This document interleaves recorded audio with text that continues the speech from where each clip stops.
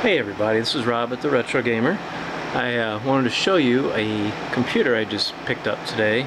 It's a IBM PC Junior, and I've never seen one before. I'm very glad I picked it up because it's a very unique computer. I'm going to go through some of the hardware real quick.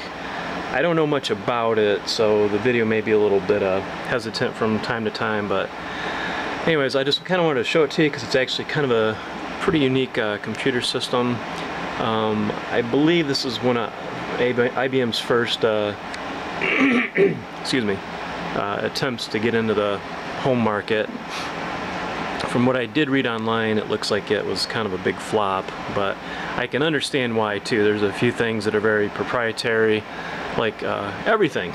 So the keyboard actually does have a port, and that does hook up to the back. Looks like a telephone jack, but it apparently is infrared as well, so if you have batteries in, it's a wireless keyboard. And I'd say for that age, vintage, it's actually pretty much ahead of its time. Keyboard's very clean shape, virtually no marks. It uses 4 AA batteries. It has keyboard stands, legs, so it's actually very nicely built. I did notice when you try to type more than one key at a time, it does beep at you, so you can't really type really fast. The computer has to kind of keep up with it. I do not know what these ports in the front are. There's your 5 1/4 floppy drive. This drive actually opens kind of opposite of what most of them did, if I remember correctly. It's actually got the original IBM monitor. It's actually got a very nice picture.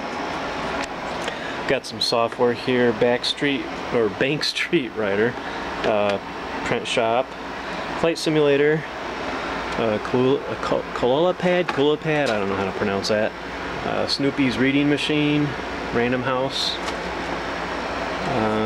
some other manuals for doing basic on the computer, basic programming. Peter Norton, which is, I believe, I think that's the guy that did Norton Antivirus back in the day, Norton Commander. So I'm going to kind of check that over. They actually had a bunch of books, some guides to the operation of the computer, basic personal computer PC Junior. That was actually by Microsoft. So a lot of times when I get these computers, I like the computers, but the manuals and the literature, again, I actually get more geeked about that a lot of times than I do the actual hardware. Because, you know, hardware from time to time, it's about the same, right? Give or take a little bit. But the actual books, manuals, to see the work that went into making a game like this, there's actually a manual with the games, teaches you how to load them. Nowadays, you don't do that. You click on an app store and it loads up for you automatically. You don't have to use your brain too much. So, Microsoft Flight Simulator, Sidekick, I don't know what that is. Borland, they made a lot of software back in the day. There's the touchpad software, games, and some other stuff. Looks like pictures that were made by that little touchpad. A DOS disk 2.1, so yes, very old computer. I believe that's got to be close to the first version of DOS that was ever made. So one thing, hopefully I won't shut this computer off when I move it here.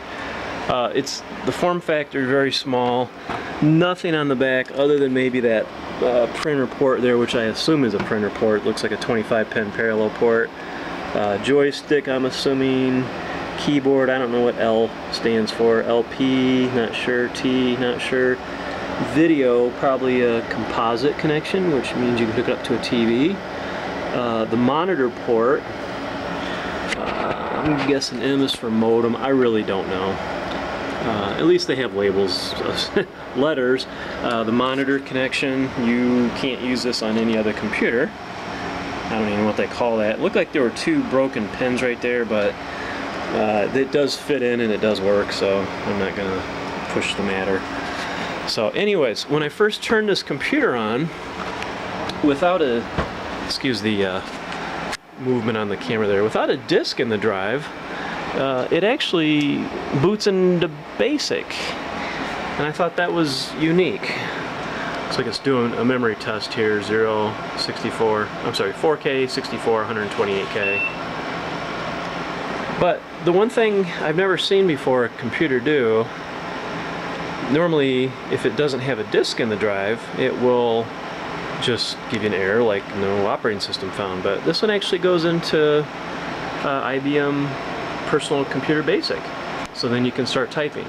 Now if you want to try to load an IBM disk, well, from here I couldn't do it. I don't know if, I guess maybe Basic can't access the IBM disk commands, or maybe I just don't know what they are.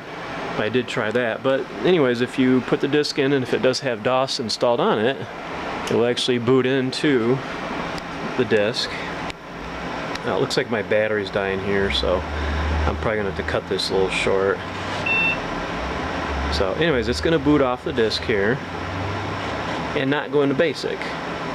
So I guess that's kind of neat because I've never seen an IBM clone do anything like that before,